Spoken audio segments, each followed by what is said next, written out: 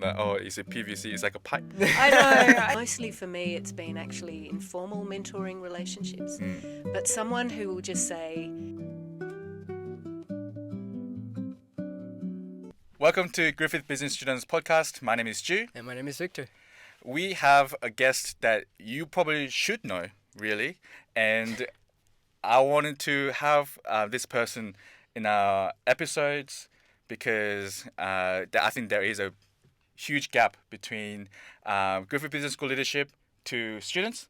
And I wanted to we don't get to have the experience like this and ask questions as students. So we have Caitlin. yes, So hello. could you please introduce yourself to the audience who might not know you? Okay, so to the audience, so my name is Caitlin Byrne. I'm here at the Griffith Business School. I have the role of being the Pro Vice Chancellor, which is essentially really overseeing how the business school operates. And it's a really exciting role. I love it. And I love being involved in this podcast because I think you're right. We need to find ways to build conversations between our students, our staff, the leadership. And so I'm glad to be here. Yeah, Awesome. Thank you. I think from all the people that I've talked to, I think every single person I've talked to, they can't recommend you enough to have in our podcast. Okay. And so I've been talking with Scott, Yes. so one of our lecturers, Yes. and I've been speaking to all the staff. Everybody loves you, and I've just wanted to know what's your secret. Do you know what? I think I think there's a lot to be said for enjoying what you do and enjoying the people you work with. And I'm really lucky. I love what I do. And sometimes it's a bit nondescript. My whole career has been quite eclectic. And but I've really found opportunities, including in this role, I think for me, what makes me really thrive as a person is working with amazing people, and no better place than a university to be working with people who love ideas, who think about the world differently, not always in the same way that you do. And so I think I'm really lucky in that I really enjoy what I do. I love working at Griffith. I've always felt that since I joined Griffith, and I joined as director of the Griffith Asia Institute in 2017, I really felt like I found my tribe a little bit.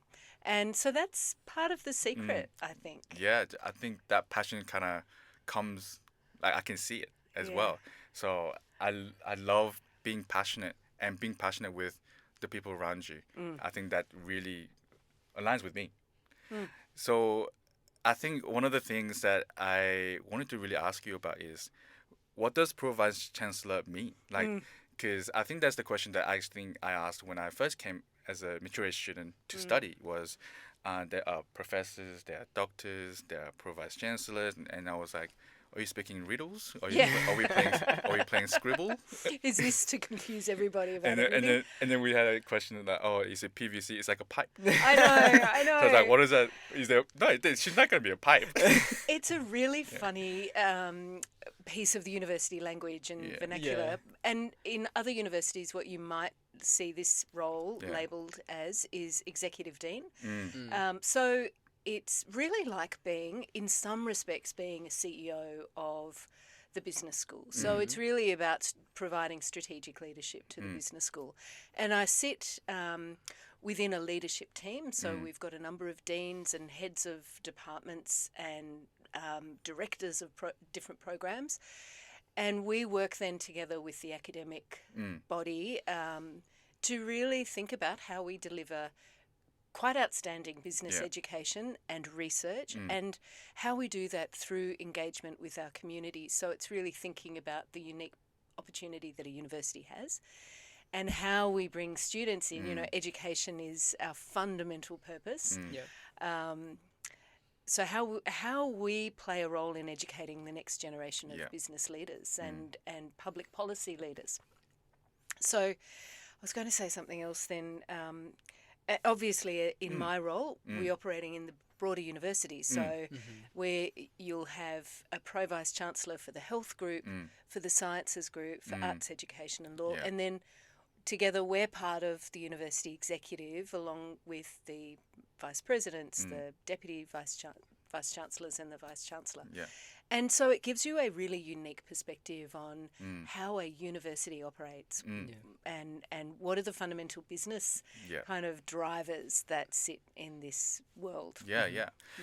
I think I like to really emphasize that for students, they don't really realize outside the degree, there are operations behind what goes on into that process. Yeah. So it's not just about, you come into a lecture, you listen to a lecture, you do assignments. That's not how it flows. The actual workflow starts from strategy, and then you're going, okay, how can I actually make Griffith more than what it is? Yeah. Griffith Business School specifically for you is how can we actually engage and how can we actually make a difference in the world by whatever strategy you come from. That is so true. Yeah. So, Ju, we've gone through a process over the last 12 months, and partly because we are also an accredited business school, so we comply with global bodies that are networks and collections of business schools across the world. And part of that is that we've got to be able to demonstrate we are thinking strategically about our role. And so we've spent a lot of time having conversations with staff and students and partners about what is our purpose, what is our mission.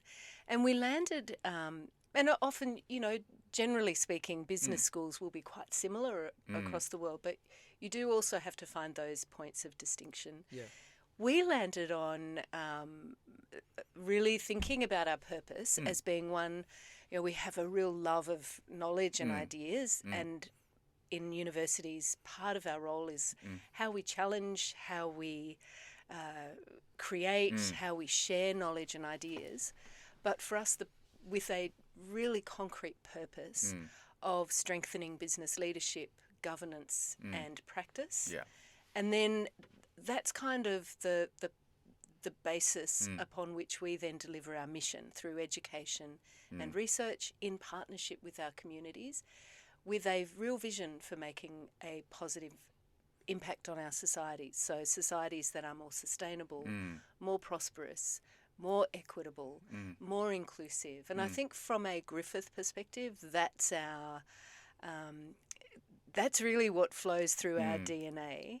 Yeah, we can definitely see that throughout the degree. Especially in the first year courses, they focus a lot on ESGs and responsible business practices, and then that's where you start off, and then you go into your majors.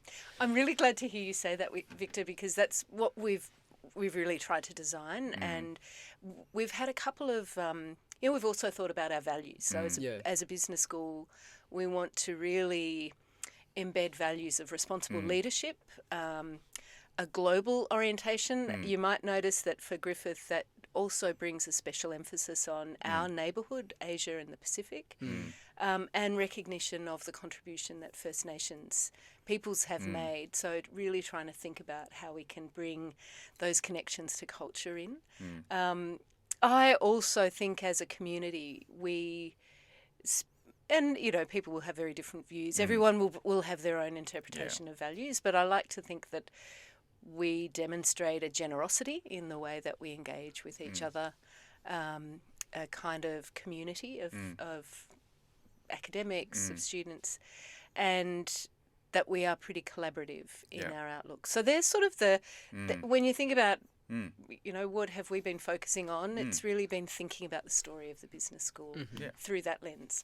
One thing that I really noticed about my journey was that there are the education side, which I wasn't really a part of, and broadening I actually spoke to Victor just earlier about I had 10 years of retail experience, and coming from industry, I guess, and learning in the academia, I was able to connect the theory, the framework, and those are what made me realize that education is what makes us grow. And I think that's the right direction. And just like responsible sustainability and consumption, all that kind of stuff is such a vital part of our future.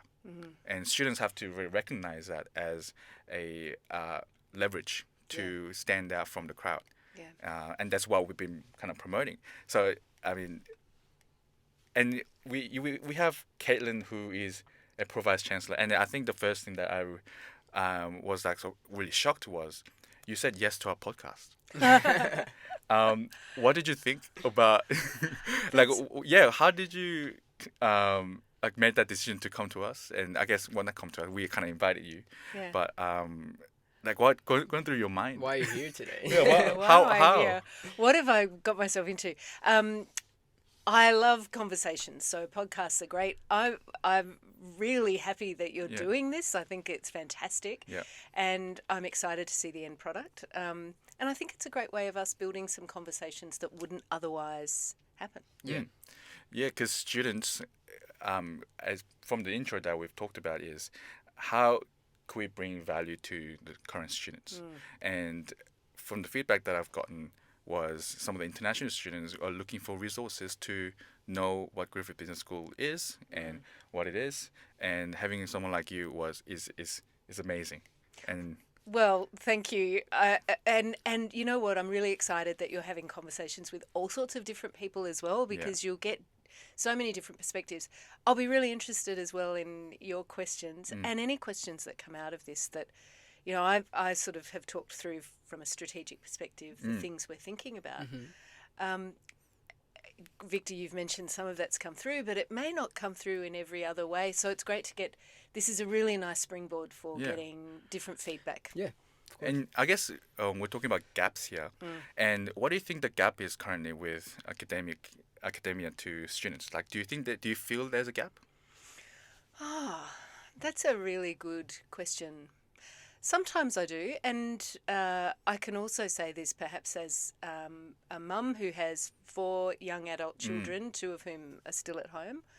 Two of the 4 are going through university at the moment, and you know I'm interested in their experiences. And my son, who's at a different institution, he wasn't quite keen to come to the same university as his mum. I couldn't quite get over that, get him over that line. All the same. All the same. Families are all the same.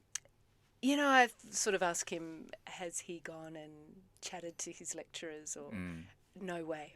No way. Yeah. And I'm like, why not? You know, because actually so much value comes from that. And Ju, I'd be interested in your experiences because you've probably done more of that through your degree. And how have you found that distance? I think the one thing that I noticed for me in my study journey was that I knew my goal. My goal was quite clear from the get-go. So I know Bachelor of Business is set up in a way that first year you kind of explore different ways, but I knew what I wanted to do, which is marketing. And so I knew that, and also coming from industry of chasing what I want and dealing with conflict and things like that, I knew that I had to just chase what I need to chase. And so the gap I felt like was more of a like the engagement, the motivation. So it's the whole structure of education is you feel the lack and you start actually chasing after like what you want in your life. So I guess the gap that I saw from studying here is I noticed that there was like club activity is what I'm passionate about. Those extracurricular activities is something that I think it should be promoted even more. Because nowadays we're noticing so many people going into education and okay, this is the theory, this is the framework. How can I actually apply this to what I want to do?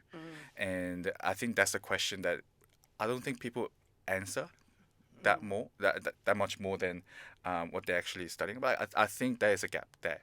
Like extracurricular have to be, I guess, promoted more to push people outside the education, because as I said, like I was able to connect those two and connect those industry knowledge to education, and I was able to grow even more and actually have understanding of how it actually works theoretically. So what you've described to me there is really important, and it's the unique aspect of a university experience, I think, is that it's not just about what you learn in a classroom.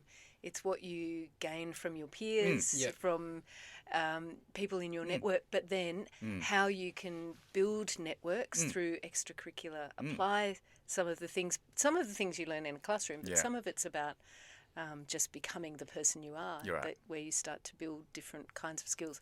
Victor, what's your experience? You know, you've sort of come through also having graduated. As you reflect back, did you see a gap there? There is, but I have a different. I came from high school straight into uni, so very different than Drew. But I don't know if this is personally what I struggle with, but I really like this in-person interaction, for example, that we're having now. So that's really valuable to me, and I found that I've learned a lot through practice and being and being in person as well. I think that always helps, because maybe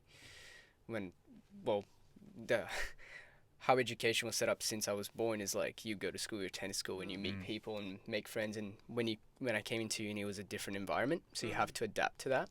Probably COVID changed a lot on how the university operates, and that physical interaction between lecturers and students. So that's the first gap, I think. For me, at least, I would have liked to have more in-person activities. Helps you meet people. I found that the classes that I had in person, I did much better in my grades, and I made friends as well through those classes. And the leadership program, for example, which is a place now where, you know, you can have in the Gold Coast campus and the Nathan campus, you have a little room where you can go and meet the other students every day that you're at uni, so that helped a lot. The second thing, I have a different experience to you in regards to the theory and the practice aspect of it, but that's probably because of the majors that I've done. So finance, your second year is a lot of theory, and economics as well is a lot of theory, and then the third year is a lot more practice. Of course, economics, it's a lot more research and academia based, but finance is a lot more practical. And I don't know, maybe that's something that could be applied to marketing, because I feel like after I completed my third year courses, in the capstone course, I feel like, okay, like there's a full circle moment, and you connect the dots, and you're like, okay, this makes sense. And then I also was lucky enough to do an internship whilst studying, so from November 2023 to 2024. And then I found that, of course, industry, you're going to have a lot of practice and you're going to learn a lot and very quickly. But I found that having the background in the knowledge that uni's given me, it was so much easier for me to pick up things. Like, you understand the fundamentals, and once you understand that, you can just, things just click so much easier. So much, Do you know, it's funny, so I did my undergrad degree in international law and international relations, and I ended up working, my first role was with the Department of Foreign Affairs and Trade. Now, in an international relations degree, you'll do a lot of theory, and it took me it was a long time before that theory kind of became quite relevant to me, and when I went into my first role, I remember feeling like I struggle. You struggle a little bit as you then kind of find your feet and work out what it is you're supposed to do and how you do the job. And I think that's really natural. I've sort of realised since that's really natural. Hopefully what we can give you through all those different experiences allows people to be resilient through that challenging process of finding your feet. And things that you've learned become relevant to you at different points in your life. So that I think is another part of it as well. That's something I wanted to touch on. Your background. Okay. So you're diplomat, so you come from that background of foreign affairs.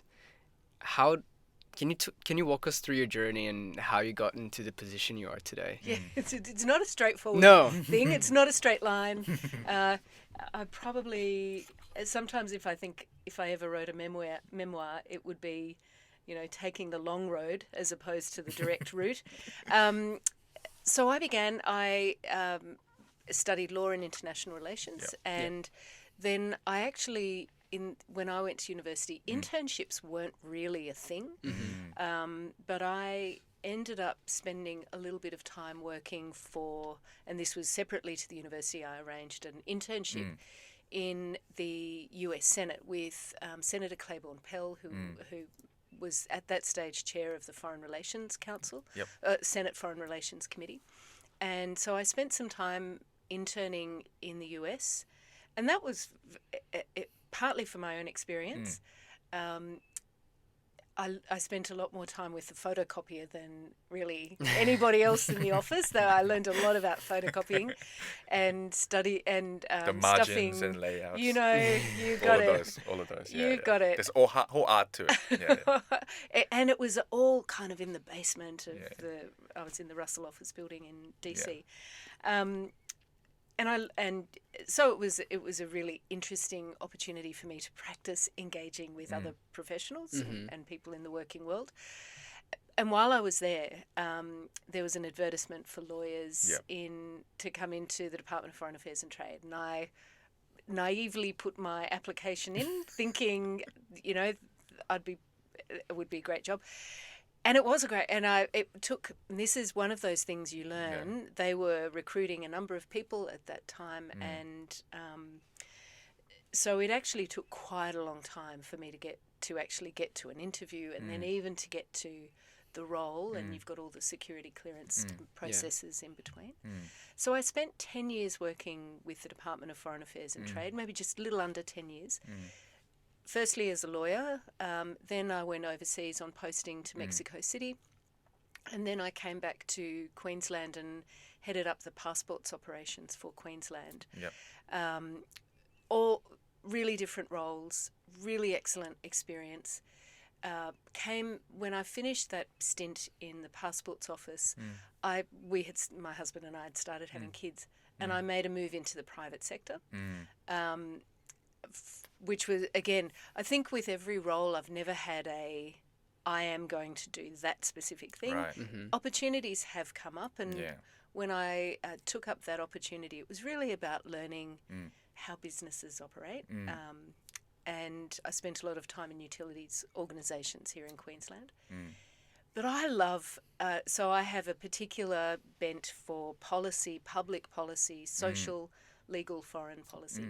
And I really missed that. So I then took up another opportunity to take on a strategic policy role with the Queensland Government's Office for Women.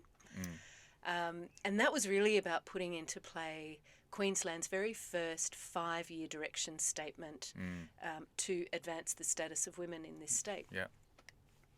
And work in across state and federal kind of policy settings. We kept having children. So then when we had our fourth child at this stage, we decided as a family to go to regional Australia, and I ran my own operation as a consultant. I worked particularly with the mental health community, with the local community arts program, and Indigenous communities. And probably through that period, we stayed a couple of years there. I learned more about diplomacy than I think I had learned in a decade of working with Foreign Affairs and Trade, and really just about how to work with people and work with very different groups of people. It also started me. It's a really long story. You're going to be so I'm ready. Regretful for having asked this. Because, to be honest, I can hear the listeners going, what? Yeah, no, it's nuts. No, this is entertaining. Trust me. Okay. You just give me a wind-up signal when you need it. Keep going. So then I started my master's, and I was we had 4 young children. We it didn't have a lot of time in the day, but started my master's, and it was in 2007. The Australian government had launched an inquiry into public diplomacy, which is how the government engages foreign audiences overseas to influence and shape policy outcomes on a global stage. It was kind of new. The language was a bit new. There was this Senate inquiry happening. And that was so my master's was focused on that. And my master's turned into a PhD, which kept rattling on in the background. But we got to this point in, I think it must have been about 2008, where I was invited to come back to Queensland to run another legislative process, but it was implementing new adoption laws here in Queensland. So I took on a role, and at that stage we had decided we probably wanted to get back to Brisbane with the kids.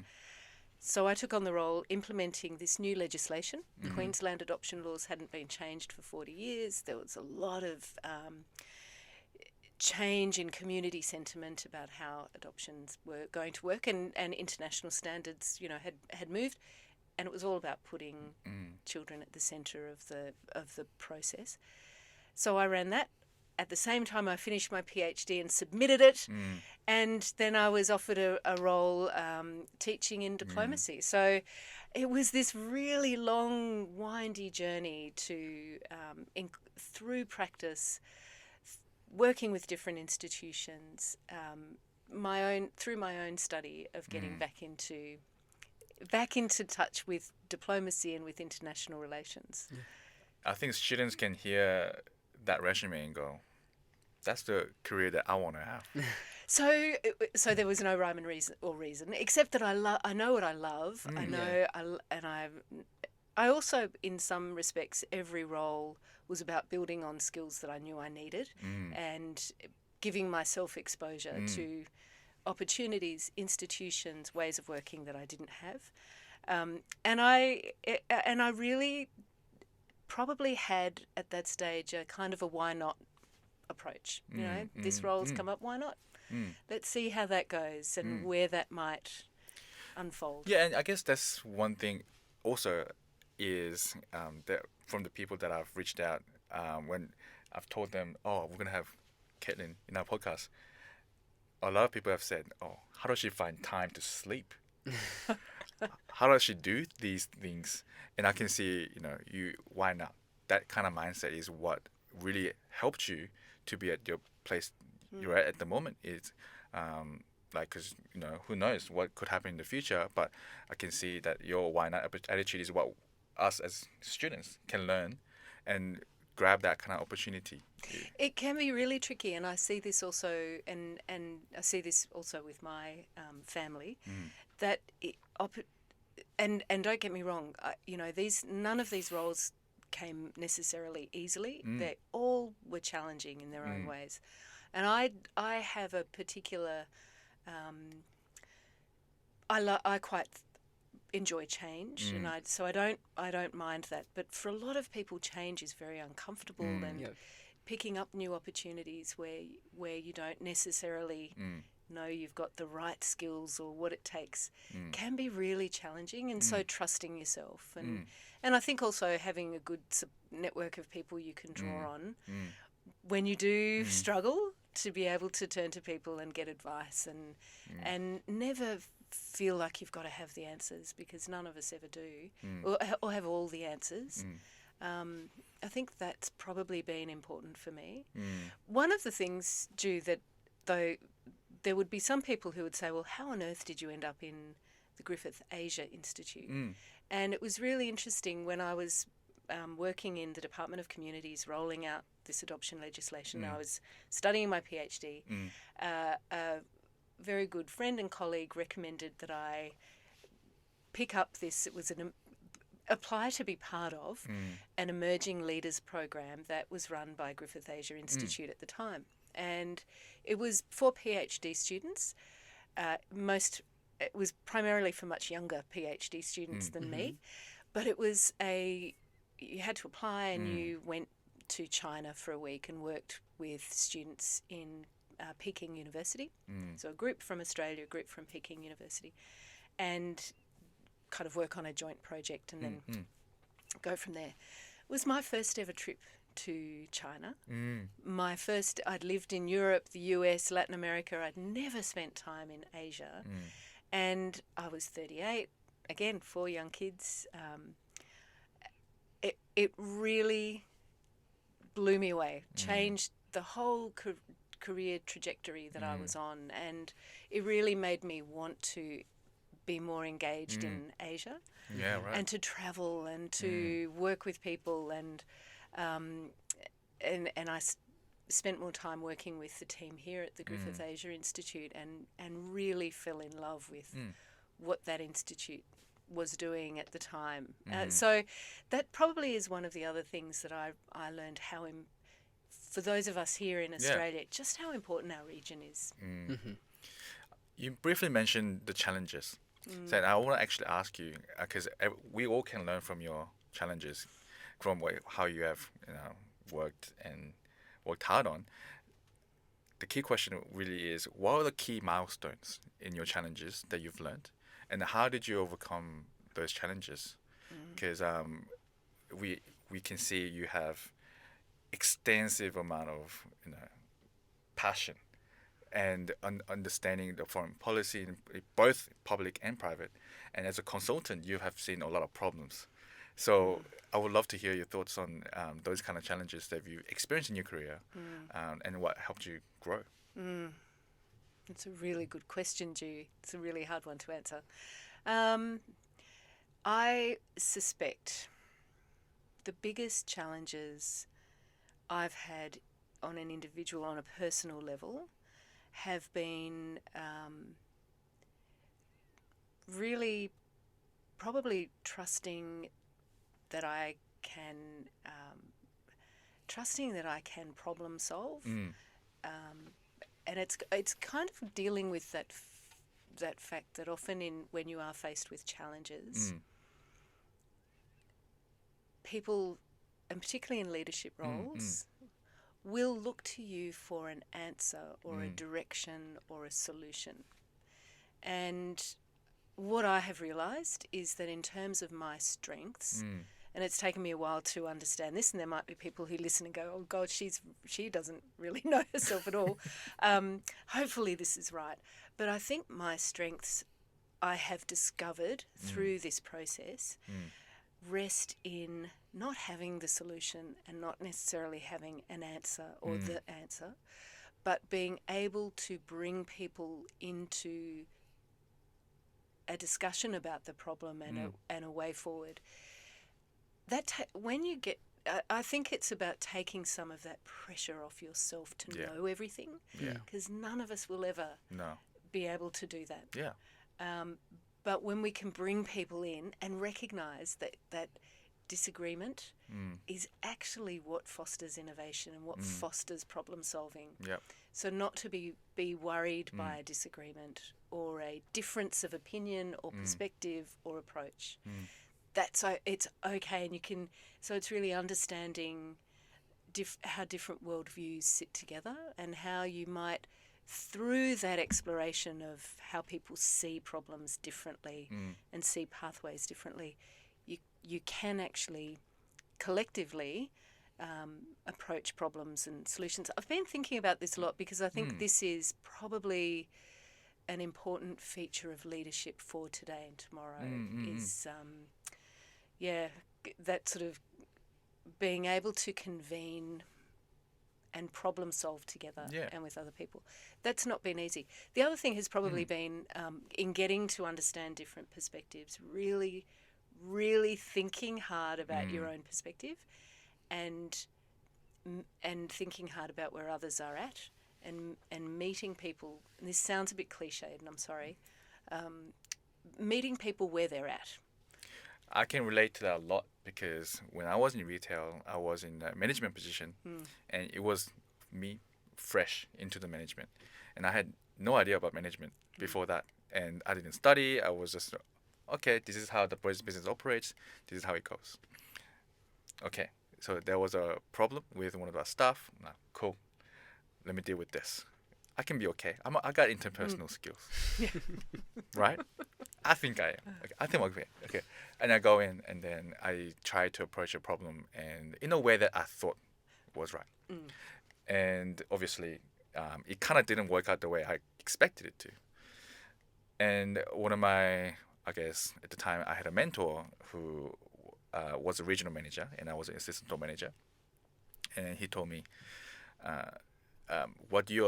the problem you're addressing right now is not her problem. That's So really important. Yeah, so I had to understand that the problem that I'm bringing to that staff was not the problem.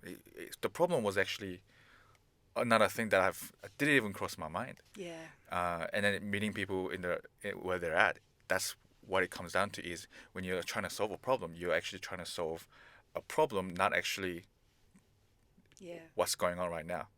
And it's that like spending time actually working with others, defining how you each see the problem can be really illuminating because you will all have different views on what is the problem or the challenge or That's right. the issue. Yeah, that's right. Yeah.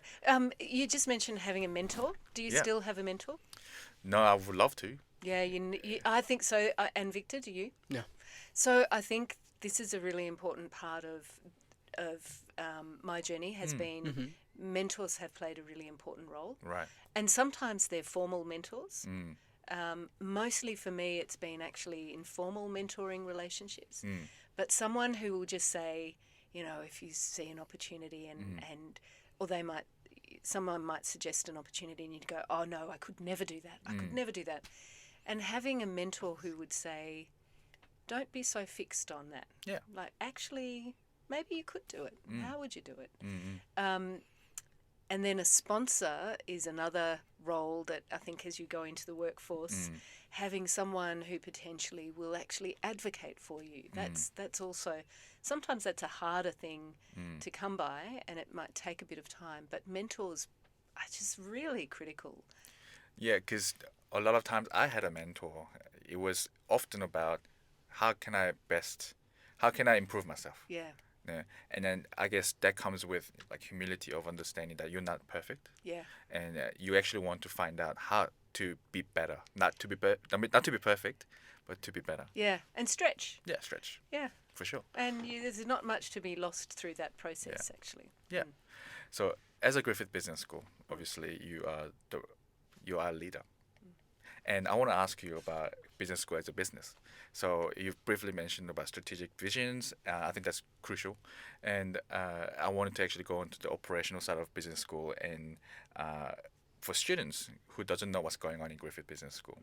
So could you walk us through your day-to-day or even going into what is going on in Griffith Business School right now that students can be, because this episode is going to launch around like middle of trimester 1. Okay. Like probably like a little bit later, try 1. What could you say to the students? Okay, so without getting into too much of the kind of weeds of the operation, maybe what I'll focus on is one of the things we've really been thinking about and that drives some of my day-to-day is how do we, in designing, delivering, sharing education and designing research, how do we make that relevant to our contemporary times? Right.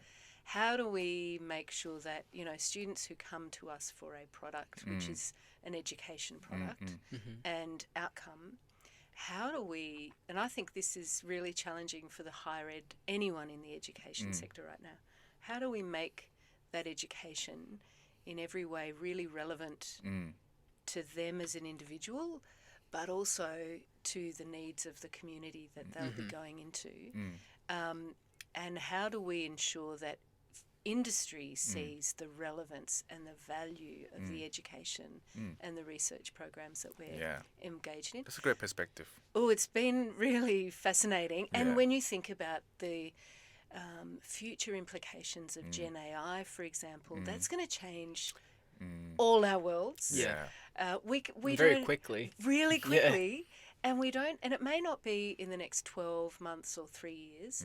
And I had this conversation with one of our alum just this morning. But in the next 10 years, we're going to see some really significant transformations. But we don't really know what they will be yet. And how do we ensure that for all our graduates, we may not be able to give them the skills in the exact platform or whatever it might be that they'll be utilising in the workforce, but hopefully we'll be giving them sufficient exposure and understanding of the landscape that they'll be able to navigate the complexities that will come with it. That's something it's a perfect time to touch on this, is you study international relations. There's going to be a lot of how to negotiate, how to deal with people in that area. So, and as you mentioned, probably a lot of what people are going to get out of their degree in the future is going to be those skills that can be applied anywhere. So what role has that played in your career so far, knowing how to deal with people, difficult situations, and negotiate? Because that will be a big part of your position as well, and how to, it's funny. I have international relations, and I'm not trying to just promote one particular program. It is my heartland, but it has had a lot of relevance for me as an individual travelling the world and wanting to be open to different cultures, perspectives, and understand those, even when they might be a little bit challenging to you in your own worldview. So I think it's given me a breadth to my outlook that. One of the things I think in Australia we can be, because we're such a big island, and we are an island, we don't have other countries on our immediate borders. Sometimes I think we are at risk of being very inward and thinking only of our own experience. And so I think that's one thing that international relations really opened my eyes to, was the multitude of experiences around the world, of different political systems, of cultures, of religions, of language, etc. And that navigating and negotiating through that is a combination of so much that's explicit, that you understand, that you see, that you can touch and feel, but so much more of it is implicit. It's the coding that sort of sits in, that you've grown up with, that shapes the things you believe in and the things you don't believe in, the ways in which you operate as an individual. So I think that's been an eye-opener for me. I think as we go forward, and given the way the world has evolved and globalised, but also this kind of all constant tension between collaboration and competition and possibly conflict, we have to be able to today we have to be able to think with a global mindset. I think institutions and organisations are going to be looking to that. You'll notice this, Victor, I suspect, when you go into your next role. Really kind of being open to that is important. But going back to the business of the business school, one of the things that I think we've been able to think through is, what are the businesses and industries around us that we're very connected to? So tourism and hospitality is one where we're really well positioned. We're known globally for the work we do in that space, including, through a marketing lens. So, and through our research, so that's important. Thinking about our energy futures and the global move towards decarbonised economies and how we have to think about renewable energy. We're doing a lot more in that space and working with energy companies, particularly in Queensland, but across the nation and globally on a research agenda. We've been doing a lot more work in the financial crime investigation and compliance space, because compliance has become such an issue. Transnational crime is such a big issue. So we know that the problems are going to change, but that we think, and I think this will be especially for students in the commerce and accounting areas, that they're going to have to be thinking about that landscape. So that's another space where we're putting a lot more emphasis on. One other is good public policy and public policy leadership skills. So we do a lot of work with government partners, and you'll see that through our programs. And then The final one I want to mention, I hope I haven't missed any particularly important ones. I may have, and there's a lot in your mind. There's a lot in your mind right now. The final one is the care economy, and this sort of aligns in some respects to tourism, but how do we think about leadership and management in our health systems and in the aged care systems?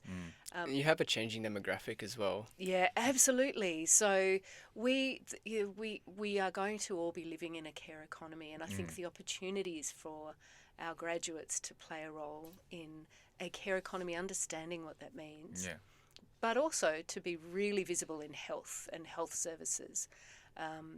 That's a growth industry for Queensland. Changing demographics make it even more important. Yeah. So they're the sorts of things that on a day-to-day level I'm thinking about. How does that come through our curriculum and working with heads as they are shaping their departments? How is that finding its way into our research and taking our thought leadership further? And how are we working with our industry partners to really understand the challenges they see and help problem solve some of those? Yeah, we had Professor Robert Bianchi join us just a few episodes ago. And one of the things that we talked about was because he comes from industry experience and he went to academia a little bit later. And we talked about there is a need for academic as well as industry to come together. Yeah.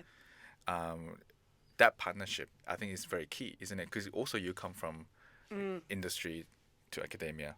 So would you share a little bit more of your thoughts on that? Oh, absolutely. Yeah. Rob's totally spot on. Yeah. And I think if you look around, and you might see this as you talk with different people, you've also... I know you've talked with other colleagues who have come from industry into academia. I think for Griffith, that's a very special part of what makes our academic community. It's different than other institutions. Yeah. And I think it allows us to connect in and to have those conversations with industry about what's keeping them up at night. What are the top 3 things? What should we be thinking about? What are our students going to be facing as they go into those industries? What particular attributes or skills or knowledge do they see are as essential for going into that industry? So let me give you an example where 2 examples, and I've already just touched on them, but one is in the energy space. We have a Centre for Applied Energy Economics Policy and Research, and we have, I hope I get this right, 17 industry partners who are helping us craft a research agenda and are supporting conversations around PhD research into some of the really tricky issues we've got in terms of managing the complexity of our energy needs, mainly in Queensland, but again with national reach. The work that we're able to do, because it's informed by, and where we have this really interesting relationship with industry where they can tell us what are the problems they're facing. And through our research, I think we can light up a path or future solutions for where the industry can go and build the skills for workforce going into that space. The other is in financial crime investigation and compliance. The work that we've been doing there has been really informed in partnership with the Commonwealth Bank of Australia. That's been a really important partnership for us. We're training their workforce. We're also sort of shaping our degrees to enable future workforce to get an understanding of the issues. So they're 2 examples where the work we've been doing really wouldn't have been possible or as groundbreaking had we not been working really closely with our industry partners. So it's been fun, and I think it's been really enjoyable for everyone involved to get again an understanding of how different sides of the puzzle come together.